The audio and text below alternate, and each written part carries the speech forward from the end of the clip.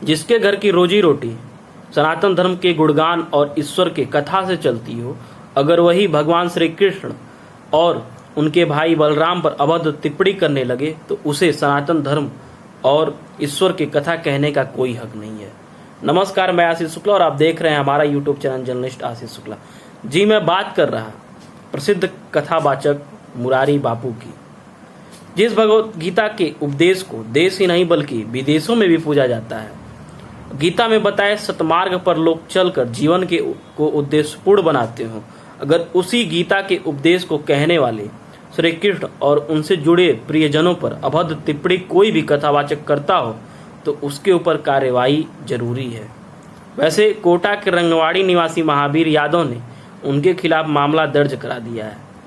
बात लोगों के आस्था से जुड़ी हुई और करोड़ों करोड़ों लोग का एक जुड़ाव है गीता और भगवान श्री कृष्ण से। मामला दरअसल कुछ दिन पहले मिर्जापुर स्थित आदि शक्तिपीठ में कथावाचक मुरारी बापू ने भगवान श्री कृष्ण के बारे में अपमानजनक और आपत्तिजनक टिप्पणी की थी।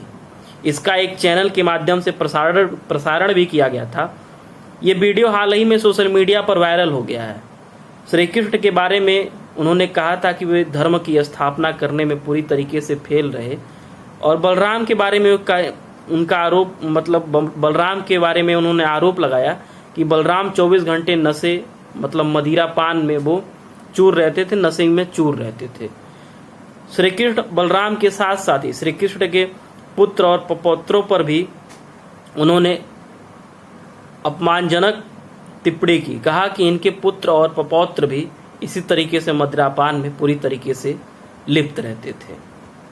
ये तो रही मुरारी बापू की हाल की घटना मिर्जापुर की। उनके ऊपर खैर केस दर्ज हो गया है और होना भी चाहिए, क्योंकि ये लोगों की आस्था का जुड़ाव है भगवान श्री कृष्ण से, भगवान भगवत गीता से। आज हम ही नहीं बल्कि पूरा विश्व उस चीज को मानता है कि भगवत गीता ही जीवन के सतमार्ग को ले जाने वाला एक आज के कलयुग में एक ऐसा ग्रंथ है जिसके बताए गए, अगर उसके हम जितनी भी चीजें बताई गई हैं अगर उस पर हम चले तो जीवन में लक्ष्य को जरूर प्राप्त करेंगे और एक जो मानव का सफल जीवन होना चाहिए उसकी हम सर्वोच्चता को प्राप्त करेंगे। लेकिन उसको लेकर एक अभद्र टिप्पणी करता है, वो भी एक प्रसिद्ध कथावाचक, और जिसकी रोजी रोटी सनातन के ऊपर टिकी हुई है। मैं इनके बारे में और बता दूं, ये जो है मुरारी बापू, अली मौला पर मुरारी बापू की एक क्लिप मैंने बहुत पहले भी देखी थी, और एक क्लिप मैं आज जो वीडियो के माध्यम से मिर्जापुर की घटना उसको मैं लेके यहाँ पर उपस्थित हुआ हूँ, जिनमें वो कह रहे हैं कि त्रिपुंडधारी और बाबाओं को उमर खयाम और रूमी पढ़ना चाहिए, तब पता लगेगा बंदगी क्या है। अरे भाई, तुम सनातन की आप कथावाचक कर रहे हैं, भगवान श्री राम के आप कथावाचक हैं, उसमें से अल्लाह के बारे में वहां पे बखान करने की क्या जरूरत है। खैर, मुझे इससे कोई आपत्ति नहीं है, लेकिन कहीं ना कहीं ये नागवार है। अगर आप क्रिकेट के मैदान पर उपस्थित हैं और फुटबॉल की गेंद से मैच खेलने लगे तो कहीं ना कहीं वहां जो भी दर्शक हैं और जो खेल की मर्यादा है वो दोनों पूरी तरीके से ध्रुमिल होगी।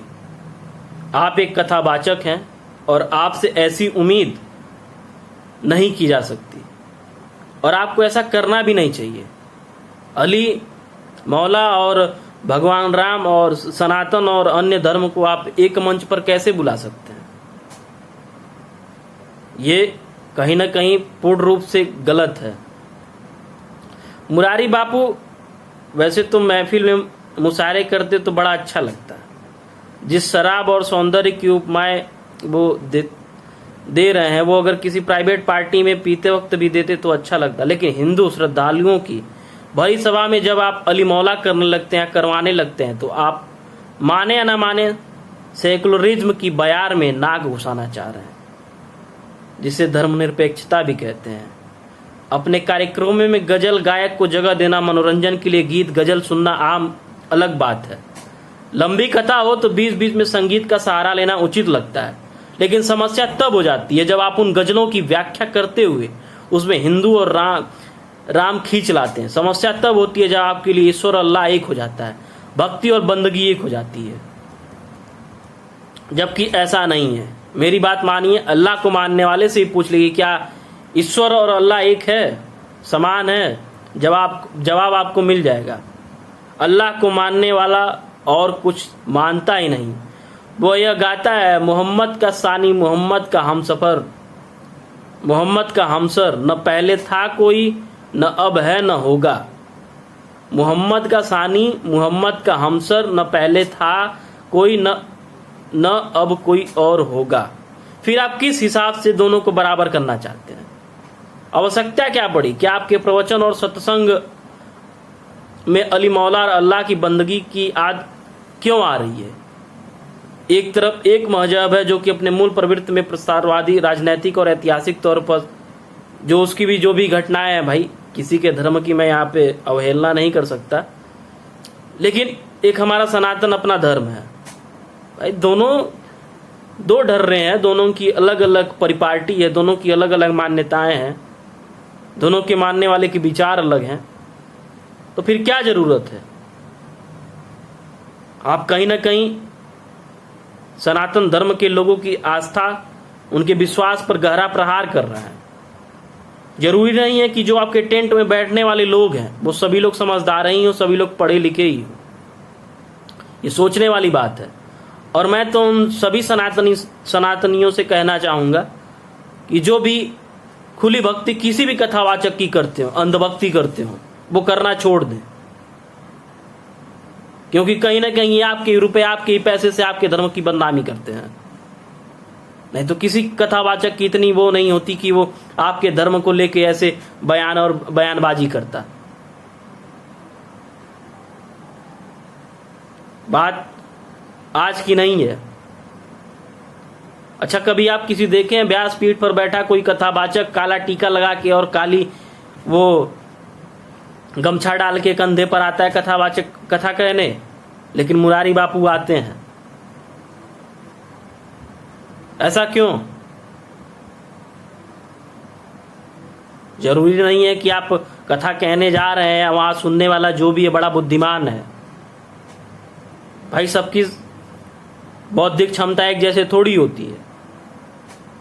आपको इतना ही शौक है अली मौला करने का तो कोई किसी को आपत्ति नहीं है। आप एक अलग टेंट में जाइए, अलग अपना बैनर पोस्टर लगवाइए और कहिए अली मौला कथावाचक मुरारी बापू। लेकिन जहां बात श्री राम से जुड़ी हो वहां आप केवल बात सनातन की होनी चाहिए और किसी धर्म की नहीं, किसी भी धर्म की हो। आपकी प्राइवेट पार्टियां हो, आपका अपना घर हो, आपका अपना जो भी चीजें हो, वहां आप जीसस को पूजिए या अली मौला जो मन करे वो करिए। क्यों? क्योंकि आप सनातनी, जिस टेंट में आप बैठ के अली मौला का गुणगान कर रहे हैं वो कहीं ना कहीं सनातन धर्म के लोगों के द्वारा आपको जो पैसे आखिर कहां से मिलते हैं? कौन पैसे देता है? जो कथा का आयोजक होता है वही तो आपको फ्री में, तो आप कोई कथा करते नहीं होंगे, कोई नहीं करता है। एक मोटी रकम होती है कि 15 दिन का कथा है तो 10 लाख रुपए पहले उनके वहां आप भेज दीजिए, सब तो आएंगे कथा करने। हमारा धर्म ऐसे ही नहीं बदनाम होता जा रहा है, इन्हीं पाखंडियों की वजह से हो रहा है। और कहीं ना कहीं इसको बढ़ावा देने वाले हम आप हैं।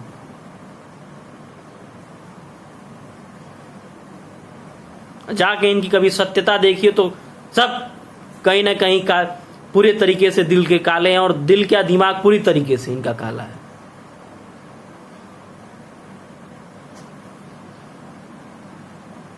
सोचने की बात है, ये हमारे स्वविवेक की बात है, हमारे और आपकी बौद्धिक क्षमता की बात है। भाई धर्म को मानने वाला सभी पढ़ा लिखा नहीं होता है। जब कथा का आयोजन होता है तो तमाम लोग आते हैं दूर दराज से सुनने। हो सकता है कि वो जो आप चीजें कह रहे हो, अली मौला को पूजिए, जाके आप बाइबिल पढ़िए, जाके आप कुरान पढ़िए, वही चीजें उनके दिमाग में घर कर जाए, वो हमारे गीता रामायण को न पढ़े। ऐसे किसी धर्म को आप आड़े हाथ नहीं ले सकते हैं।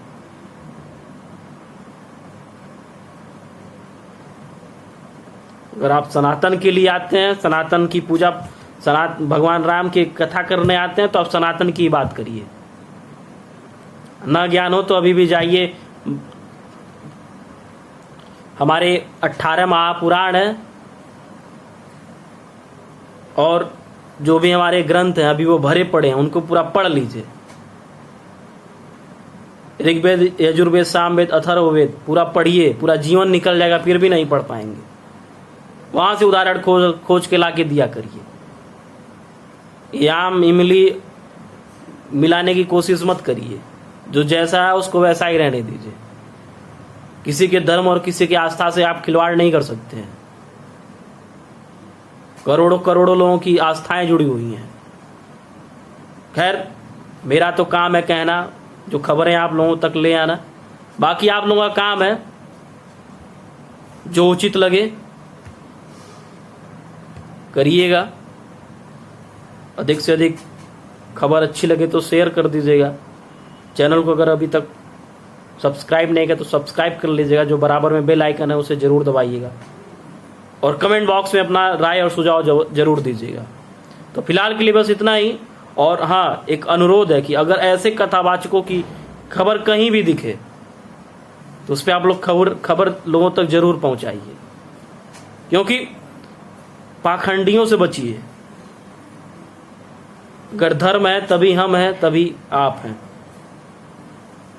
ये पाखंडी सनातन को बदनाम करने पर तुले पड़े हैं। इनकी सच्चाई बड़ी काली है।